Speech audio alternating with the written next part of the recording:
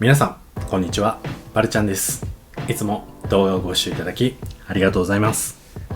そしてこれまでの動画において皆様からたくさんコメントを頂戴しておりまして、合わせて感謝しております。ありがとうございます。で、今回はそのコメントからの企画になるんですけども、テーマとしましてはゲイ専門用語を学ぶという内容です。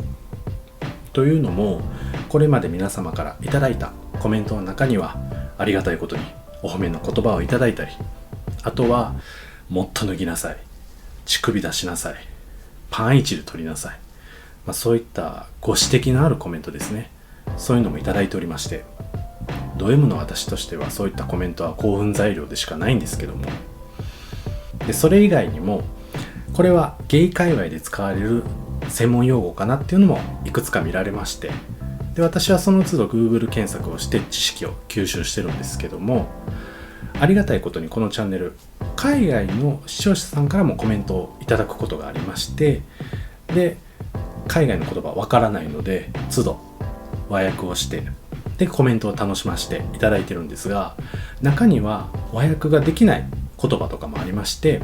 でよくよく調べるとその国で使われるゲイの専門用語とかっていうのが分かりまして、でその語源とかも調べたりするといろいろ面白いなっていうのもあったんですね。なのでよくよくはちょっとしっかり学ぼうかなっていうのもあったんですけども、何かを勉強するっていうのが自主的にできないダメ人間なので、今回は企画という形でケツを叩きながら、リアルでもケツ叩かれたいんですけども学んでいこうかなという内容になっております。でこの動画をご視聴いただいているほとんどの方はこの分野においても博識ある方ばかりだとは思うんですけども、私のような初心者の方もいらっしゃるかと思いますので、一緒に学んでいただければなと思います。それでは早速スタートです。で今回はクイズ形式で一度は自分で考えて、でその後答え合わせをしていくっていう流れでいきたいなと思います。50音順でまずはあ行から見てまいります。アナルセックス、続いていかにも系。でもこれはもう見た目からしていかにもゲイっぽいなっていう方のことを指すんじゃないでしょうか。答え見ていきます。そうですね、一目でゲイだと分かるような典型的な見た目のゲイのこと。私なんかは街中で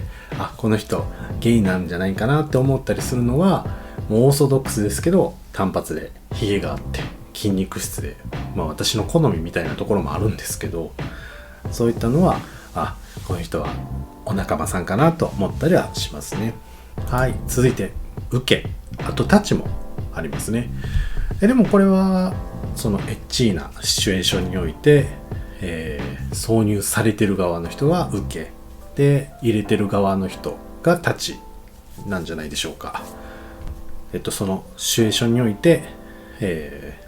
P を挿入される行為とか役割を受けと言います。でタッチはその入れてる側の役割だということです。で私最近受けと猫の違いが分からなかったんですけど、あれ同じ意味だったんですね。同義だということを知ったんで、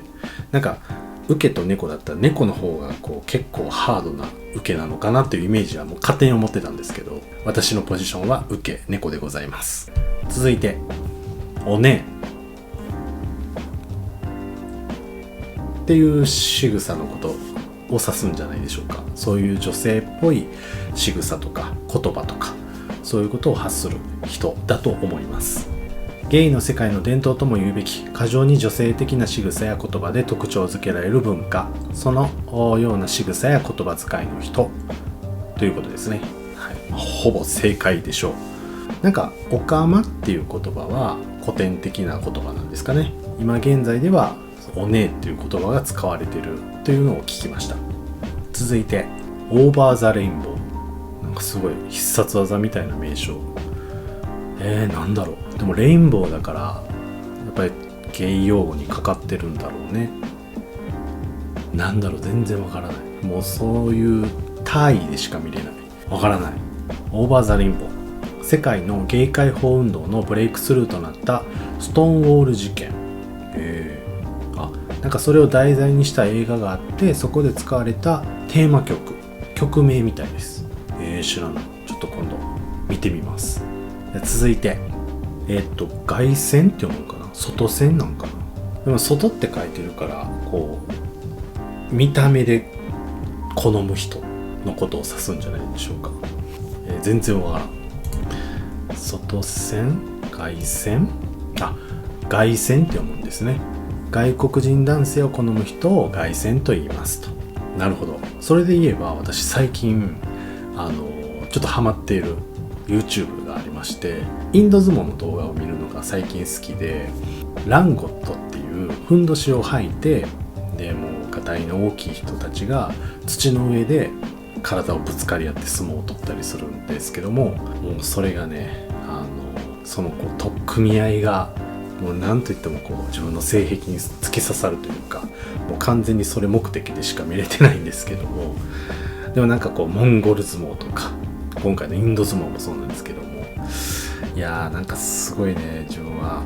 興奮材料の一つになってるなっていうので、自分もいつかそういうのはやってみたいなと思うんですけども、ただただぶつかりたいだけだと思うんですが、おすすめです。ぜひ見てみてください。続いてガチムチ。これはでもがっちりした筋肉質で、ムチムチっとした脂肪の乗った人のことを指すんじゃないでしょうか。ガチムチ大好き。骨太でがっちりしていて、筋肉の上に脂肪がうっすらと乗っている、むっちりしている体型のこと。がっちりむっちりの略ということですね。はい。これもほぼ正解じゃないでしょうか。スポーツ選手で言えばウルフ・アロンさんもう最近ちょっと推しなんですけど、これ共感していただける方いますかね。僕の中では最近のガチムチなスポーツ選手はこの方かなと思います。柔道の選手ですね。ガテン系、ガテン。でもこれは専門用語というか職種とかでも使われますよね。建設現場とかそういった肉体労働をしている人じゃないでしょうか。そうですね。土方とか飛び職などの肉体労働者のことを指すと。でもゲイ界隈においてはそういう汗水垂らして働いている男らしい人とかもガテンっぽいなっていう感じたりするのがあるので、あとは作業着着てる人とかも素敵ですね。お尻とかもずっと釘付けで目の保養にさせていただいてます。ありがとうございます。クローゼット。クローゼットなんだろう。もう矢口真理さんしか出てこない。わからないです。カミングアウトをしていない人。なるほど。ふざけてる場合じゃなかったですね。失礼しました。引きこもっているそのクローゼットの中から出てくるという、比喩から派生した言葉ということですね。じゃ続いてシャインマート。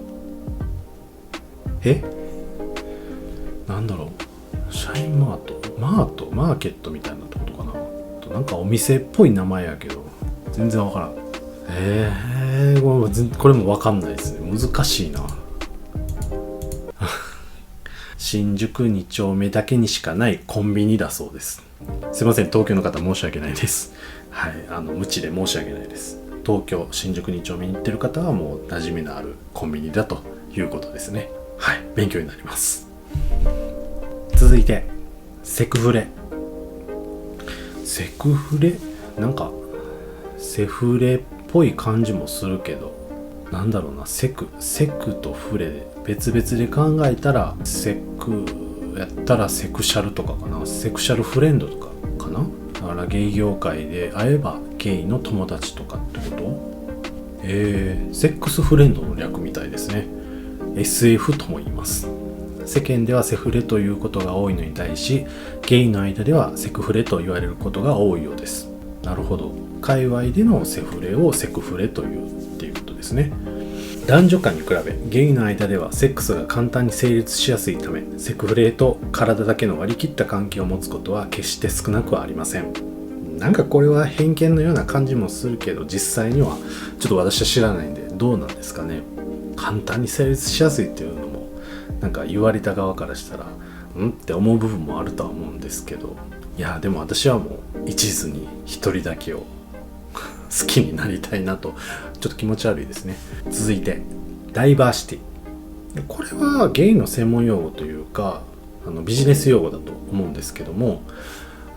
年齢とか性別、国籍とか人種、そういったところは関わらず、確かダイバーシティっていうのは多様性っていう意味だったと思うんですけども、そういった多様な人材を取り込んで活躍させますよっていうのを指す意味だったと思います。ダイバーシティの自主的な意味は多様性、幅広く性質の異なるものが存在するということです。ほぼ合ってるんじゃないですかね。合ってんのかな、わからないけど、私このビジネス用語に関しては自分で言うのもあれなんですけど得意分野でして、過去に IT パスポートという資格を取ったことがあるんですけど、でその勉強の時にビジネス用語を学ばないといけなくて、 CSR とか PDCA とか KGI とかそういった第5みたいなやつも覚えさせられましたね。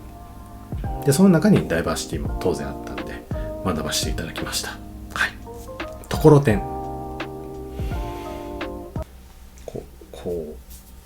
ってやつですよね。ところてん経験したことねえな。要はその受け側が入れられてることに刺激されて、放出してしまうことを指すんじゃないでしょうか。そのシチュエーションで掘られている方、受けが、P を刺激されていないにもかかわらずバックの刺激だけで射精してしまうこと。いいですね。ところてんの経験のある方、どんな感覚なんですかね。開放感があるのか、ちょっと経験ある方はコメントで教えてください。はい。続いてドラァグクイーン。これはね、とある方から聞いたんですけども、確か、豪華なゴージャスな衣装を身にまとっている、女装している、かつ性としては女性を象徴している方のことをドラァグクイーンっていうのを聞いたことがあります。で、女装はしてるけど男として男性としての性を象徴しているのが確かお姉だったと聞いた覚えがあります。ドラァグクイーンはゲイナイト、クラブパーティーを華やかに彩る過剰にゴージャスな女装をしたゲイのパフォーマーさん。私過去にアメリカの、カリフォルニア州サンタモニカでそのゲイパーティーというかゲイナイトでもうそのショーがかなり感動しまして、もう一瞬ハマりかけてしまったぐらい好きだったんですけども、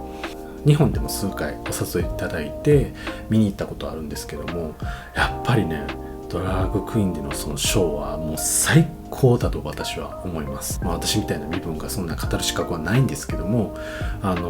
結構女性の方とかもファンが多くいらしてて、でやっぱり涙されてる方とかもいらっしゃるので、いや何かね、すごい引きつけるようなパワーを持っている方なんだなっていうので、何回もそのショーに行ってしまうと推しとかが出てきてハマりそうで、ちょっと逆に怖いなっていうのもあるので、でも定期的にまた見に行かせていただければなと思います。本当に素敵なパフォーマーだと思います。それでは次です。2丁目。これはでもさっき出てきた新宿2丁目のことなんじゃないでしょうか。ゲイタウンと呼ばれる新宿2丁目だと思います。ゲイバーが集まる世界有数のゲイタウンとしての新宿2丁目のこと。生まれてこの方、新宿2丁目のゲイバーとかに行ったことがないので、最近ちょっと東京には行けてないんですけども、上京した際には楽しみたいなと思ってるんですが、結構一人では行けるのかな。会員制とかが多そうなイメージはあるんですけど、お詳しい方がいらっしゃいましたらぜひともご教示いただけると嬉しいです。お誘いもお待ちしております。ゲイタウンで言えば大阪は堂山になるのかな。でも堂山も数回程度しか行ったことはないので。続いて発展場。でもそういう行為をいたす場所を指すんじゃないんですかね。発展っていうのがネットとかその発展場というので知り合って性行為を行うこと、ゆっくりと恋愛に発展していく場合は発展とは言わず、もう即やりのエッチのことを発展というと、なるほど、だからもうそれ目的で会いますよっていうのが発展ということですね。なるほど。自分過去に大阪市内のとある公園で夜に友人と遊んでたんですけども、でそこにトイレがあって、でちょっと用を足そうと思って入ったら、隣に男性の人が来て、で最初ずっと自分の股間を凝視されてて、何と思ってたんですけども、その後手添えられて、で動かされてっていうので、もう一気に恐怖心が出てきて、もうダッシュで逃げたんですけど、でもその人も追いかけてきたんですよね。もう全力疾走で逃げ切ったんですけど、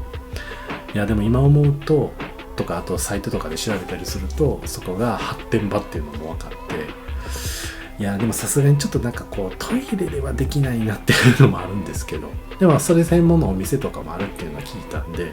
いや一度はちょっと経験したいなとは思ってます。さあ次です。老け線。老け線、老けてる専門っていうことなのかな。直訳すればそうだと思います。でもなんかこう年配の方、年上の人が好きですよっていうことを指すんじゃないのかなと思います。老け線っていう言葉もなんか失礼ですけどね。年配の男性を好む人を俗に老け線と言います。老け線の人の中でも特に高年齢の男性を好む人をおけ線、